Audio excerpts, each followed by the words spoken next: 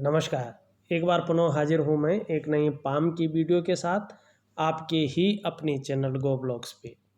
दोस्तों, इस हथेली पे अगर एक नज़र डालते हैं तो देखिएगा, हथेली में अगर बहुत सारी गौण रेखाएं आ जाएं तो व्यक्ति के वर्तमान समय को इंगित करती है और ये चीज़ें परेशानी देने वाली होती हैं, नेगेटिव प्रभाव हमारे जीवन में देती है। जब भी हमारी हथेली में छिन्न भिन्न अवस्था में बहुत सारी सूक्ष्म रेखाएं, बारीक बारीक रेखाएं हथेली में उभर कर आ जाएं तो सबसे पहले ये व्यक्ति के जीवन में संघर्ष को जन्म देती है, उतार चढ़ाव को जन्म देती है, मानसिक परेशानी को जन्म देती है और व्यक्ति को दरिद्रता की ओर, मतलब आर्थिक संकट की ओर ले जाती है। और दूसरा, व्यक्ति का जो मन रहता है वो गड़बड़ स्थिति में आ जाता है। इस हथेली का हम विश्लेषण करेंगे। इस हथेली को हम बारीक से बारीक रेखाओं का इसमें अध्ययन करेंगे और बारीकी से देखने की हम कोशिश करेंगे। उससे पहले अपने तमाम दर्शकों से, व्यूअर्स से एक रिक्वेस्ट करना चाहूँगा, एक निवेदन करना चाहूँगा कि यदि आपने अभी तक हमारे गो ब्लॉग्स चैनल को सब्सक्राइब नहीं किया है, जब ये वीडियो चल रही है इसके नीचे रेड कलर में सब्सक्राइब लिखा होगा, आपको वो बटन दबाना है। साथ में ही घंटी का एक आइकन होगा, आपको वो भी दबाना है, ऑल कर लेना है। सबसे पहले हस्तरेखा से संबंधित, पामिस्ट्री से संबंधित महत्वपूर्ण वीडियो देखने के लिए।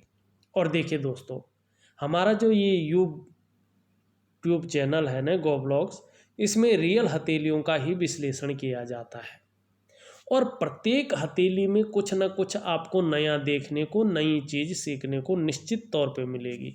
यदि आप इसमें रुचि रखते हैं, आप इसको सीख रहे हैं, तो गो ब्लॉग्स चैनल आपके लिए सबसे बेहतर चैनल है। और जब भी मैं किसी व्यक्ति की हथेली इसमें अपलोड करूँगा तो उसका जो नोटिफिकेशन है वो आप तक पहुँच जाएगा, यदि आप इसको सब्सक्राइब करते हैं तो। और अपने समय के अनुसार आप उसको देख सकते हैं। हथेली में मैंने पहले ही बताया है कि बहुत सारी गौण रेखाएं हैं जो परेशानियां यहाँ पे, प्रॉब्लम यहाँ पे खड़ी कर रही हैं और व्यक्ति का जो डेवलपमेंट है, व्यक्ति की जो प्रगति है, जो इनकी उन्नति है, जो प्रोग्रेस है, वो पूरी तरह से यहाँ पे रुकी हुई सी महसूस हो रही है। सबसे पहले हमारी नज़र पड़ती है बहुत डेंजर रेखाओं पे, और ये रेखाएं उस उम्र में निकल रही हैं ऐसा नहीं है। ये राहु की रेखाएं हथेली में पहले नहीं होती हैं, लेकिन अचानक ये उभर कर आती हैं और ये किसी भी उम्र में उभर कर आ सकती हैं और अपना फल व्यक्ति को दे सकती हैं। और यहाँ पे थोड़ी सी समझने की ज़रूरत है और समझने की आप कोशिश करें। देखिएगा, आपकी जो हथेली है, इस हथेली में जो आपकी ये जीवन की रेखा है इस तरह की, इसमें से आप देखोगे जो निम्न मंगल है यहाँ पे, इस क्षेत्र को हम निम्न मंगल कहते हैं। यहाँ से देखोगे लगातार कुछ रेखाएं आ रही हैं और किसी पर्वत पर न जा कर के और जीवन की इस रेखा को काट रही हैं। पर्वत पे नहीं जा रही हैं, अगर पर्वत पे जाती हैं तो इसका फलादेश बदल जाता है, लेकिन जब वो जीवन की रेखा को काटती हैं तो जीवन में कदम कदम पर मुश्किलों का व्यक्ति को सामना करना पड़ता है। यहीं पे नहीं रुक रही, उतार चढ़ाव झेलना पड़ता है, यहीं पे नहीं रुक रही। ये बारीक रेखाएं यहाँ पे देखोगे आप, जो आपकी भाग्य की लकीर है, अर्थ की लकीर जिसे कहते हैं, पैसों की लकीर जिसे कहते हैं, उसको काट रही है। और किस पे काट रही है? इस राहु क्षेत्र पे। तो राहु क्षेत्र पे जब राहु की रेखा काटती है तो ये कर्जे की स्थिति, धन हानि की स्थिति पैदा करती है। तीसरी, अगर हम यहाँ पे बात करें, तीसरी चीज़ देखें, ये मस्तिष्क रेखा को भी काट रही हैं, इसका भेदन कर रही है। तो तीन चीज़ें यहाँ पे दे रही हैं। जीवन रेखा जीवन को रिप्रेजेंट करती है, तो जीवन में कदम कदम पर मुश्किलों का सामना व्यक्ति को करना पड़ता है। राहु नेगेटिव हो जाता है। दूसरा, पैसों की रेखा को काटे, भाग्य रेखा को काटे, तो किस किस चीज़ को लेके होती है परेशानी, देखिएगा रुपये पैसों को लेके, रोजगार को लेके, आजीविका को लेके, हर जगह व्यक्ति को उतार चढ़ाव ज़्यादा झेलने पड़ता है। और मस्तिष्क रेखा को काट दें तो मस्तिष्क रेखा को जब काटती है, ये विचार की रेखा होती है, ऐसी रेखा को काटने पर व्यक्ति को मानसिक परेशानियों का सामना करना पड़ता है। ये तो ठीक हुआ। अब बीच में राहु को नेगेटिव करती है, गुणा का यहाँ पे चिन्ह बनाती है, तो व्यक्ति को कर्जे की स्थिति, ऋण की स्थिति झेलनी पड़ती है, क्योंकि राहु नेगेटिव हो जाता है और जीवन में बहुत ज़्यादा प्रभाव व्यक्ति के पड़ जाता है। और इसका असर देखिएगा बहुत ज़्यादा रूप में 5 सालों तक रहता है। उसके बाद धीरे धीरे अगर आप उपाय करते हैं, अपनी जीवनचर्या को थोड़ा बदलने की कोशिश करते हैं, तो निश्चित तौर पे जो है आपको फ़ायदा मिलता है, आपके पक्ष में चीज़ें आने बैठ जाती हैं। अगर राहु आपका गड़बड़ है और ग्रह आपके सही हैं, तो इतना फर्क आपको नहीं पड़ेगा। लेकिन यहाँ पे एक चीज़ देखिएगा, हथेली में बहुत सारी रेखाएं हैं, राहु का भी बड़ा प्रभाव है, मानसिक परेशानी है, सब कुछ बता दिया। अब आपका जो शनि है वो भी बकरी स्थान में है, उसमें भाग्य स्थान पे गुणा का चिन्ह यहाँ पे दिखाई पड़ रहा है। और देखिएगा जब भी भाग्य स्थान पे बारीक बारीक रेखाओं से गुणा का चिन्ह दिखाई पड़े, क्रॉस का चिन्ह दिखाई पड़े, इसे भी नेगेटिव माना जाता है। इसमें शनि नेगेटिव हो जाता है। और शनि की नेगेटिव होने की एक और चीज़ दिखती है, देखिएगा आप अपनी उंगलियों को देखिएगा, आपकी बृहस्पति की उंगली इस तरफ से मुड़ रही है, किस पे मुड़ रही है, मिडिल फिंगर शनि की उंगली की ओर। और इसका मुड़ना सही भी माना जाता है। ये ईश्वर के प्रति आपकी आस्था को बताता है कि व्यक्ति ईश्वर के प्रति आस्था रखने वाला होता है। लेकिन वहीं सूर्य की उंगली मुड़ रही है, केवल सूर्य की उंगली मुड़ती तो ये धन के रूप में व्यक्ति की जो अंदर भावनाएं होती हैं, धन को लेके ज़्यादा झुकाव होता है, ये भी ठीक है। लेकिन सभी उंगलियां अगर मिडिल फिंगर की ओर मुड़ जाए तब शनि का नेगेटिव प्रभाव पड़ता है। ऐसे में व्यक्ति के अंदर वैराग्य की स्थिति भी पैदा हो सकती है। और दूसरी बात है, जीवन में खुशियों में ये कमी देती है, व्यक्ति कई बार दुखी हो जाता है, ऐसी स्थिति ये पैदा करता है। और शनि बकरी अगर हो जाता है तो शनि नौकरी का मालिक है, नौकरी करने में, नौकरी पाने में और नौकरी बदलने में व्यक्ति को जो है परेशानियों का सामना करना पड़ता है। दूसरा, यदि आप व्यापार भी कर रहे हैं तो उस व्यापार पर भी शनि का नेगेटिव प्रभाव पड़ता है और उस व्यापार को खींचने की कोशिश करता है। और साथ में राहु भी हो तो ये स्थिति बहुत ज़्यादा परेशानी देने वाली होती है। तीसरी चीज़ अगर हम यहाँ पे देखते हैं तो देखिएगा आपका जो सूर्य है, जो आपकी रिंग फिंगर है, रिंग फिंगर आपकी बड़ी है, हिम्मती स्वभाव है आप में, यश पाने की चाह है आप में, फेम पाने की चाह है और ऐसे व्यक्तियों को फेम मिलता भी है। दूसरी बात, रिस्क लेने की क्षमता आपके अंदर है, बहुत अच्छी मात्रा में यहाँ पे दिखाई दे रही है। और धन के लिए, नेम के लिए, फेम के लिए झुकाव भी बना हुआ है। लेकिन इसका जो जड़ वाला भाग है वो कहीं ना कहीं बहुत सारी रेखाओं से घिरा हुआ है। तो एक तो ये बहुविचार उत्पन्न करती है, दूसरा ये व्यक्ति को छवि की धूमिल करने का काम करती है, तीसरी चीज़ इस तरह से दोषयुक्त हो, इस तरह से गड़बड़ हो सूर्य, तो निश्चित तौर पे जो है आपकी मेहनत का, आपके परिश्रम का आपको पूरा श्रेय, पूरा क्रेडिट नहीं मिल पाता है। और चाहे नौकरी कर रहे हो, चाहे आप व्यवसाय कर रहे हो, उसमें विस्तार नहीं हो पाता है, फैलाव नहीं हो पाता है, नाम और ब्रांड नहीं बन पाते हैं आप। जो आपके अंदर योग्यता है, जो आपके अंदर क्वालिटी है, वो पूरी तरह से उभर कर नहीं आ पाती है। काम बनते बनते रुक जाते हैं, कहते हैं ना बस होने वाला ही है, तो वो वहीं पे रुक जाता है जब होने वाला होता है। और कहीं से रास्ता मिलना बहुत ज़्यादा मुश्किल हो जाता है, आगे का रास्ता मिलना बहुत कठिन हो जाता है और व्यक्ति की प्रोग्रेस है, व्यक्ति की उन्नति है, पूरी तरह से रुक जाती है और समझ में नहीं आता है कि क्या करना चाहिए, क्या नहीं करना चाहिए। अब यहाँ पे थोड़े समझने की ज़रूरत है। आप कहोगे कि नहीं ऐसे ही कह रहे हैं। देखिएगा, सूर्य जो है ना, ज्योतिष का प्राण है और हमारे भौतिक जगत का भी प्राण है। अगर सूर्य ना हो तो ज्योतिष की गणनाएं नहीं होंगी। अगर सूर्य ना हो तो पृथ्वी पर इस सृष्टि में जीवन भी नहीं होगा। समस्त सृष्टि की ऊर्जा, एनर्जी और प्रकाश का जो कारण है ना, वो सूर्य ही है। सूर्य ना हो तो आप जानते हैं हमारा जीवन अंधकार से भर जाएगा और हमारा जो शरीर है, जो हमारी बॉडी है, इसका सिस्टम भी बिगड़ जाएगा।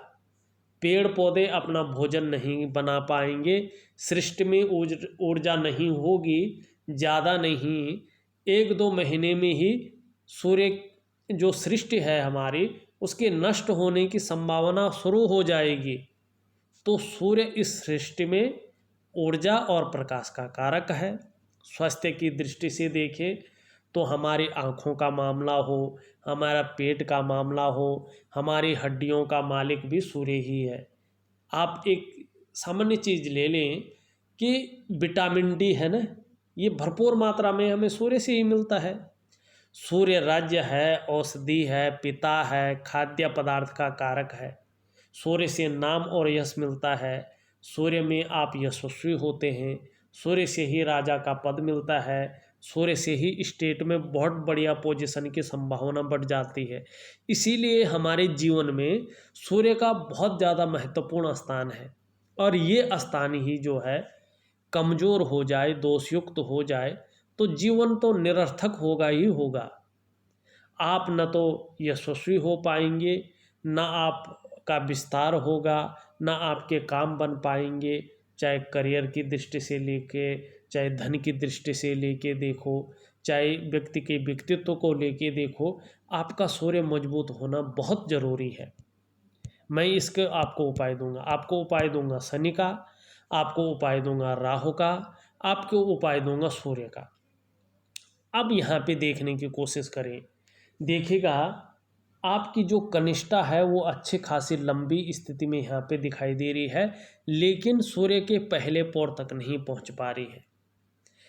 ऐसे में क्या है कि मनी मैनेजमेंट में, कागजों के रख रखाव में थोड़ा कमजोरी यहाँ पे दिखाई दे रही है। यहाँ पे ये भाग उभरा हुआ है।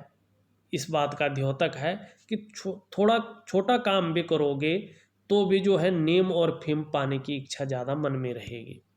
वर्तमान में आपका जो बुध है, बृहस्पति नहीं सॉरी, जो बुध है आपका, वो भी कमज़ोर अवस्था में यहाँ पे दिखाई दे रहे हैं। भले ही 1-2 लाइनें इसमें जारी हैं, ये अच्छी बात है, ये व्यापारिक गुण देती हैं, व्यक्ति के अंदर सेवा भाव बढ़ती है और व्यक्ति एक से ज़्यादा भाषाओं का ज्ञाता होता है। लेकिन यहाँ पे एक चीज़ देखिएगा, ये आपकी विवाह की रेखा को भी काट रही है और यहाँ पे मंगल से भी एक रेखा हृदय रेखा पे आ रही है। इस बात का द्योतक भी है कि कहीं ना कहीं वैचारिक मतभेदता ये खड़ा कर सकता है, दाम्पत्य जीवन में थोड़ी कहीं ना कहीं अड़चन की स्थिति रख सकता है। और जिस तरह से आपकी हृदय रेखा है, इस रेखा को बहुत सारी रेखाएं काट रही हैं। रिश्तों के प्रति भी सजग रहने की आवश्यकता है। आपकी तरफ से कितना भी अच्छा हो, लेकिन दूसरी तरफ से यही आपको देखने को मिलेगा कि वो व्यक्ति जो है केवल अपने लिए सोचता है और अपने में ही सीमित रहता है। और दूसरा बात, कहीं ना कहीं आप अपनी बात को प्रभावशाली ढंग से नहीं रख पाएंगे। जब आप कहीं बैठेंगे, परिवार के बीच हो, चाहे मीटिंग में हो, तो जो चीज़ बोलनी हो, जो बात रखनी हो, बाहर आके पता चलेगा यार मेन बात तो रह गई, ये बोला ही नहीं। वाणी की शक्ति हो, चाहे आपका बिजनेस हो, उसमें अगर आपको प्रोग्रेस चाहिए तो बुद्ध को मजबूत करना बहुत ज़रूरी है। ये भौतिक सुख सुविधाएं भी देता है, आपकी सुंदरता का भी ध्यान रखता है, क्योंकि ये पैकेजिंग का मालिक है, ये बुध है। आप अपनी बात को प्रभावशाली ढंग से भी रख पाते हैं। और बुध पूरा व्यक्तित्व को बदल देता है। और बुध को पुष्ट करना आवश्यक भी है और बहुत सरल भी है। इसको वैज्ञानिक ढंग से करना चाहिए। केवल पूजा पाठ के माध्यम से, केवल तंत्र मंत्र के माध्यम से बुध ठीक नहीं होता है। अगर आप नई जीवन में रहते हैं, नई दुनिया में रहते हैं, तो आपको वैज्ञानिक तरीके से बुध को ठीक करना है। और उसका वैज्ञानिक तरीका सिर्फ एक है, आपको हरे फलों का, हरी सब्जियों का, हरी दाल का ज़्यादा सेवन करना चाहिए।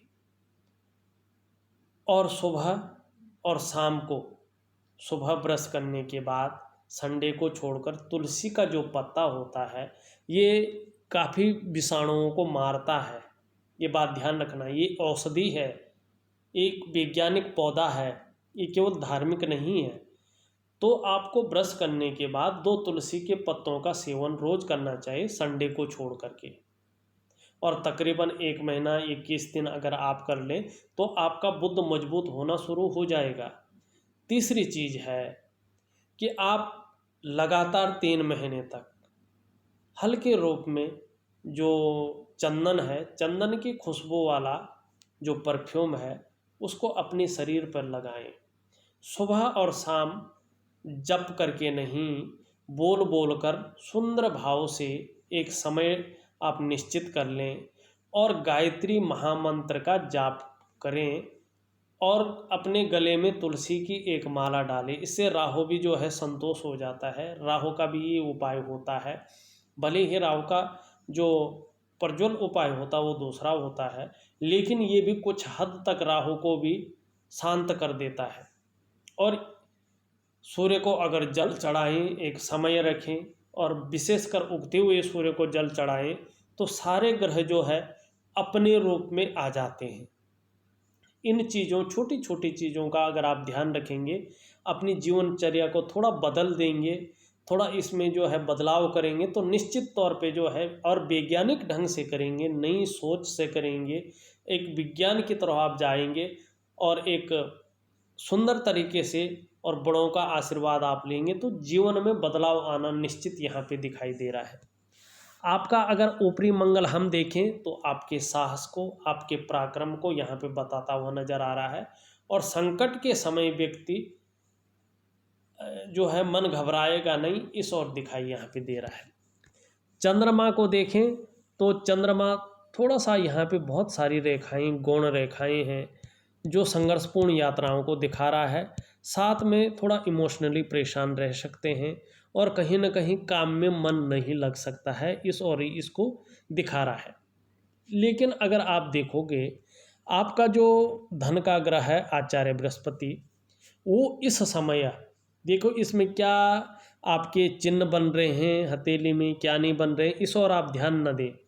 क्योंकि हथेली में कितने भी अच्छे वर्तमान में चिन्ह बने, कितने भी अच्छे साइन बने, उनका कोई यहाँ पे मतलब नहीं है। क्योंकि वो आपके जीवन में जब तक आपके ग्रह नक्षत्र अच्छी स्थिति में नहीं आते हैं, तब तक ये आपको फल नहीं देंगे। और अच्छी स्थिति कब आएंगी ये भी मैं बताता हूँ भाग्य रेखा पे आके।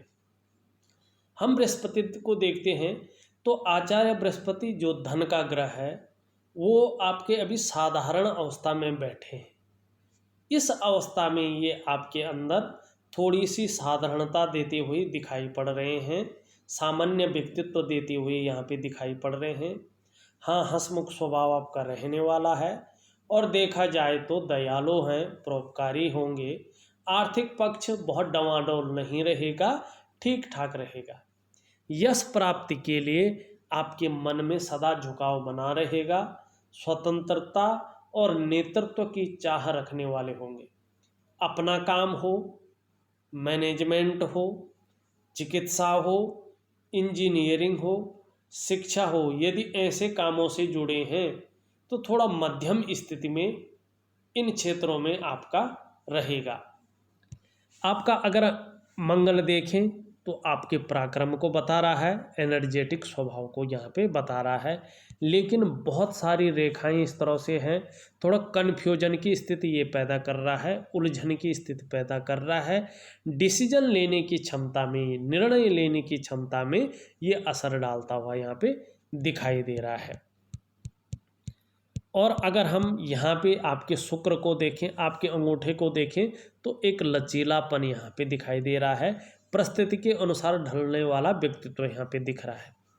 प्रथम पौर्वे को देखें तो आपकी इच्छा शक्ति को बता रहा है, सेकंड पौर्वे को देखें तो आपकी तर्क शक्ति को बता रहा है, और अंगूठा मांसल है तो अपनी हितों की रक्षा करना भी आप जानते हैं। दोनों पौर्वों के बीच में एक यौ का सुंदर सा चिन्ह बनता हुआ नजर आ रहा है, जो आपकी भाग्यशालिता को बता रहा है कि आने वाले टाइम में आप इमोशनली तो हैं लेकिन भाग्यशाली भी होंगे, और निश्चित तौर पे या तो हो गया होगा या अब मिलेगा, लेकिन आपको अपने कमाए हुए पैसों से, अपने धन का, अपने घर का सुख निश्चित रूप से मिलने वाला है और निश्चित रूप से मिलेगा। अंगूठे के नीचे के इस भाग को हम शुक्र का पर्वत कहते हैं। ये शुक्र का पर्वत है। इसके बारे में अगर देखा जाए तो मेरे सभी जो व्यूअर्स हैं और जो सब्सक्राइबर हैं वो जानते हैं, कला है, सौंदर्य है, सुंदरता है, इन सब चीज़ों के लिए और जीवन में सुखद जीवन के लिए हथेली में जिस तरह से आपका ये पुष्ट और सुंदर है, ऐसा होना जरूरी है। आपकी हथेली में सुंदर रूप में उभरा हुआ दिख रहा है, तेजोमय अवस्था में है, आप निश्चित ही तेजस्वी होंगे, आपका चेहरा भी बहुत सुंदर होगा, सुंदरता और आकर्षण आपके अंदर विद्यमान होगा, और हर परिस्थिति को हंसते हंसते झेलने की क्षमता भी यहाँ पे दिखाई दे रहे हैं। थोड़ा सा अगर देखा जाए तो बृहस्पति से थोड़ा ज़्यादा पुष्ट अवस्था में है, तो बाह्य आकर्षण से ज़्यादा प्रभावित हो सकते हैं। थोड़ा ज़्यादा यहाँ पे उठा हुआ है तो मानसिक परेशानी रह सकती है, और देखा जाए तो बहुत ज़्यादा मेहनत, बहुत ज़्यादा परिश्रम के बाद भी अभाव की स्थिति यहाँ पे दिखाई दे रही है। लेकिन चमक बनी रहेगी, और आपको निश्चित ही आने वाले समय में वाहन का और मकान का और व्यापार का लाभ ये शुक्र आपको देगा। चमक निश्चित तौर पे रखेगा, ग्लैमर आपकी जीवन में बना रहेगा, इस और ये संकेत देता हुआ दिखाई दे रहा है। आपकी हथेली में एक सुंदर सी रेखा दिखाई दे रही है, जिसे हम कहते हैं मंगल की रेखा, जो आपकी प्रतिभा को, आपकी तीव्र बुद्धि को इंगित करती हुई यहाँ पे नजर आ रही है। आपको निश्चित तौर पे अपने जीवन काल में दूसरों का सहयोग भी बहुत अच्छे तरीके से मिलता है और मिलता रहेगा, और जीवन काल में निश्चित तौर पे जब ग्रह नक्षत्र अच्छी स्थिति में आएंगे तो ईश्वर की कृपा भी यहाँ पे बनी हुई दिखाई दे रही है।